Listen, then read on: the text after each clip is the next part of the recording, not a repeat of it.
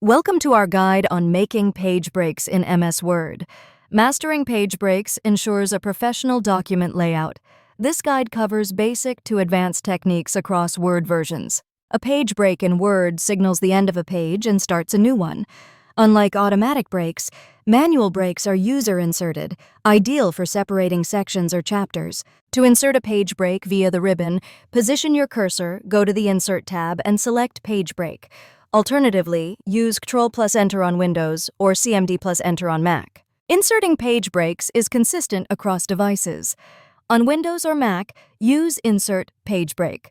On iPad, navigate to Insert Breaks Page. Methods are consistent from 2013 to 2025. To view page breaks, go to the Home tab and click the Show Hide button.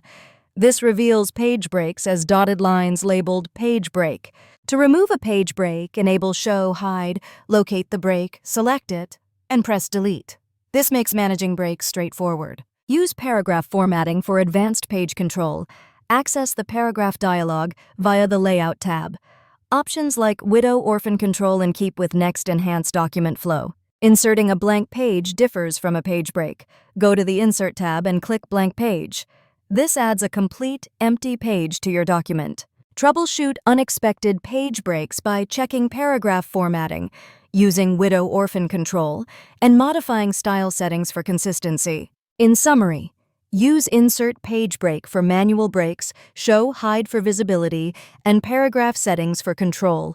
Use Insert Blank Page for full pages and troubleshoot formatting for unexpected breaks.